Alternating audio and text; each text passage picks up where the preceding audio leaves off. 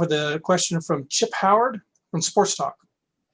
Hey, Buzz, last year you mentioned that you weren't crazy about the idea of playing this challenge series in the middle of conference play. Have you changed your mind any on that? No, and I understand the finances involved and all the TV opportunities that come from it. So not being not that anybody cares what I think anyway, but it's the only time in my career that I've ever participated in made for TV game during the middle of conference. That was my first time last year. So all of the other challenges, Chip, that I've been able to be a part of, they always happen prior to conference play. Are there things that you're trying to do or can do to get E-Man more touches earlier? Obviously, defenses are keying on him, but I know you want him taking more than 2 shots like he did the other night. Yeah, I did not think E-Man was very good, regardless of the amount of touches. I don't think he was clued in on either end of the floor the way we have become accustomed to. And I think that's just part of the evolution of what he's going through in being a real guy, is answering the bell night in and night out on both sides of the floor. We went back to the hockey sub, let's play 5 and try 5 again. That was the least number of minutes that he had played in our game against Auburn. And I didn't think he was great against Auburn, and he wasn't great against LSU. Our team, arguably, that has been 2 of our better games in regards to the sustainability and consistency from both teams. So, but as I've said, regardless, last week it was the seniors. This week it's pick a person, pick a player. We need everybody to be at their best in regards to their effort, their attitude, and hopefully we can get to the point where we can play on both sides of the ball and execute the scouting report the way we want. Given what you got from the other players, an argument could be made that if he'd have just had his normal game, you guys probably would have won that game. Or in all of the other games when we have gotten nothing from those guys, we might could have won those games. Yeah, probably that's true. It's kind of like it's like my grandma would always say, boy, they don't make glasses for you. They make my glasses for me. If you had to put on my glasses, you'd see things a little different. Thanks. All right, next up is Travis Brown from the Eagle. Hey, Coach. Curious, beginning of last season when you were getting Andre up and going, you were kind of saying that you really didn't have any true point guards in the program. Now with Hassan, with what Andre's been able to improve, kind of where do you see your point guard positions and the depth that you have there? I think what you want to do, Travis, and I think every coach has a different philosophy on this, because as the game has evolved, it's become so positionless. And so every coach will say, we want as many hard to guard guys as possible. We want as many pass, dribble, shoot guys as possible. In years past, I've always called them a switchable, guys that could defend multiple positions, guys that could do multiple things offensively. I think at the very core of it, can you have 2.5 point guards on your team, and can you have 2.5 5s on your team? And if that constitutes 5 of your 13 scholarships, then those 8 other scholarships are in between that. I don't think that we're quite where we want to be at any position per se, but I do think that there's much more stability with Hassan being here the last semester relative to ball guards. That helps Dre so much. I don't think Dre was good in our last 2 games, but man, without what he had done in the previous 12 games, I don't think we would even be close to where we're at now. And I think he has gained some traction similar to E-Man. And I think Hassan has had to step into a situation where he knew he was going to have to play, but now he's having to play and be effective. And when he's not effective, that really hurts our team. But when those 2 guys play together in a game and help us or play separately in a game and help us. Obviously, it's huge relative to our roster. And with Andre, is there a quality of his game that from maybe this point last year to this point today that has improved to kind of help show that maturity and that just overall improvement in being a point guard? He's so much better, and I could bore you with statistics that we track. He's so much better off 2 feet than he's ever been last year, and he's so much better playing with 2 hands. He's become a 2-foot, 2-handed player. Which way drives, when he drives, the decisions he makes with the ball, regardless of where the ball is at. I would say, without boring you with the stats that we keep, that would be the most distinguishable quality from this time last year to this time this year. He's much more stable, 2 feet, 2-hand decision maker.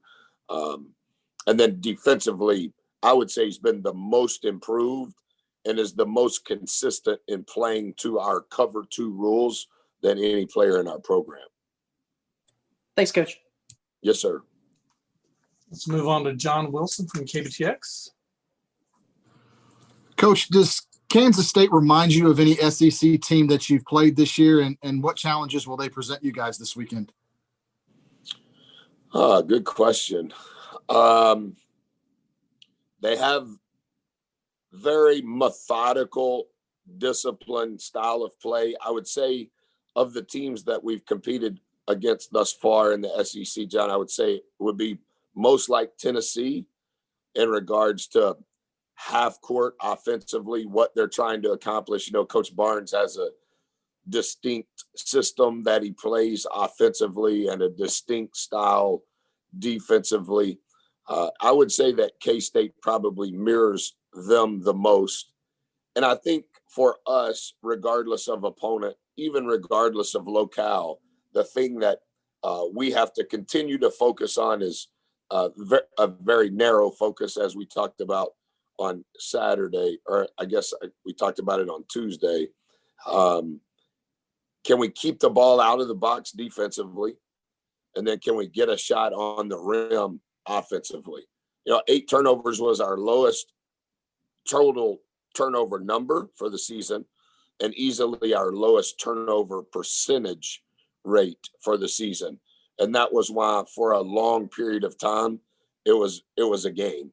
And then only 35% of the time did LSU get to the box, which was easily our lowest percentage of the year. So we've got to continue to stay on those things today and tomorrow and practice, and then hope that it comes to life early Saturday morning again.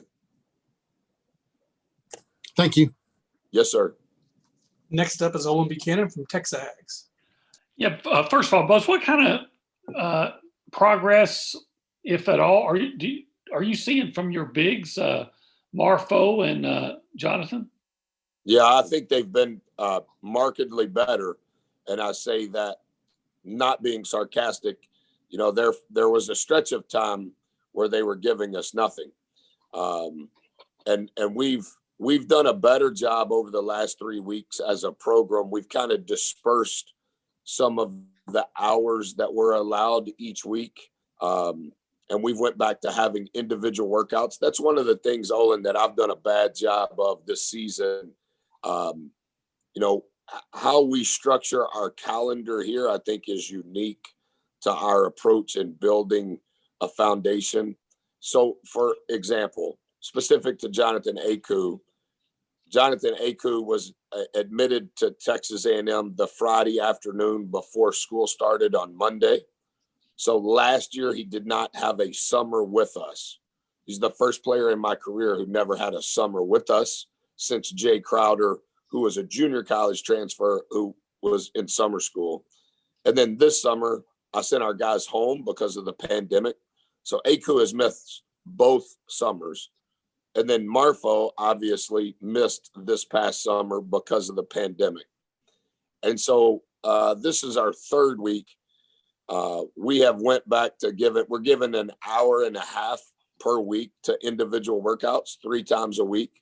And we just kind of disperse them amidst their academic calendar. And I really think we've seen glimpses of it from every player, but I think the highest rate of return has for sure been with Marfo and Aku. And I think that's been good, and that's helped our team. You know, can we get 40 minutes from Marfo and Aku?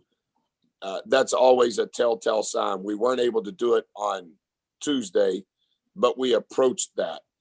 The game before, I think we almost got to 40, but there were multiple times where we weren't even getting to 30 with those two guys relative to their production. And that just puts an inordinate amount of stress, not on E-Man because he can handle it, but on the rest of the roster, because when E-Man has to go to the 5 for long stretches, that means somebody else is playing those in-between spots. So encouraged by their production level over the last, I guess it would be 2.5, 3 games. And we need that over the next 12 games. And you were very upbeat the other night because of the effort, and just asking you how confident you are that maybe the shots aren't going to fall the same, but that you're going to be able to get that kind of effort from here on out. I don't know. I was upbeat, to be honest, Olin, because of the effort, just like you said. I'll take the bullets relative to the results. I understand that comes with the chair that I sit in, but I think the results will change when there's more consistency from the effort. And so we're about to practice. As you know, probably we were off yesterday. It's an early start on Saturday, so we'll try to travel once our kids get out of school tomorrow. But that's the whole key to this. Can we gain some traction relative to the effort? And then now I think our measurables become different because of the effort. But our struggles, yes, we've lost. Our struggles have been at the foundation, at the core of it, based on effort, our spirit, our attitude, etc. So it'll be interesting to see how we do today, how we do tomorrow, and then does that same life come into effect on Saturday morning? Thank you, Coach. Yes, sir. Next up is Michael Lucas from KAGS, and then we'll have a follow-up from Chip. I was going to ask about Aku, and Owen kind of asked it, but I'll kind of ask it a different way. Coach, do you feel like he's on the precipice of making that next step? He had 8 rebounds, a career high against LSU, and it seemed like some of those rebounds were some manly rebounds going over guys on LSU. So do you feel like he's at least on the edge of taking that next step as far as his rebounding goes? I do, and I think Nebo covered up a lot of that last year, and it was easy to dismiss. Aku was supposed to be a senior in high school. Aku didn't get here for the summer. Aku didn't get to go on the trip to Puerto Rico. Nebo finally figured out who Nebo was, and we figured out how good Nebo could be. And over the last 10 or 12 games, there weren't any minutes for Aku. He was great at Tennessee, had 7 rebounds. He was the difference at Tennessee last year. And then this spring would have been gigantic for him and E-Man and Andre, for that matter. This summer would have been huge for those same 3 kids, along with the 4 freshmen we brought in. This summer would have been healthy for Marfo, another newcomer who had experience, just to better understand how we want to operate. And as I said before, none of those guys were here this summer. It was never public knowledge. I didn't want to make that public. We did not come back to school at the beginning of school. I didn't ever want that to be public. And so we've been behind. But I do think your words on Aku are right. I think he's right on the cusp. Is it going to happen today or tomorrow? I don't know. But some of those 8 rebounds that he got, you know, it kind of made you have a second glance like, oh, is that a new Aku, or is that the next Aku, or is that going to be who Aku becomes? And he is a unbelievable human being. I would say he's the most liked person in our program. Like his spirit, as someone, English is not his first language. He's very intelligent, but his spirit and him being one of us and wanting to do what we're asking him to do is phenomenal.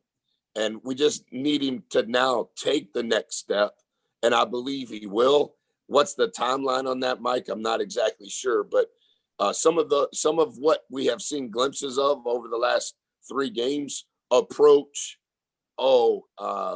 He might have a real role on this team relative to his future. And the encouraging thing is he's going to be a sophomore again next year. So that's good.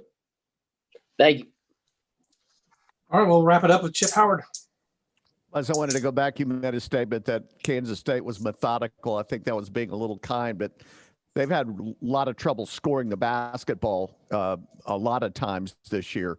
I'm wondering and when you say that, it's like two pitchers with 0 ERAs, and the game turns out 10-9. But on paper, this looks like a game in the 50s to low 60s because that's what teams are averaging. Are you still comfortable with that kind of result if that's the game that it turns out to be Saturday? Hey, Chip, this Zoom is with Buzz Williams, not with Bruce Weber. Right? Were you talking about Kansas State or were you talking about the fighting Texas Aggies? Well, both teams are pretty similar in how they play and the difficulty they have in scoring the ball. Yeah, so not sticking up for Coach Weber. We don't have dinner together, but I have the utmost respect for him. I think he's probably dealing with some of the same dilemmas the Aggies are. So, yeah, I think it'll be more of a tractor pull than a beauty contest on Saturday morning. That may be why they scheduled us at 11:30 because they knew you weren't going to be awake by then. Thanks. Thanks. All right, that's what we got. Thank you.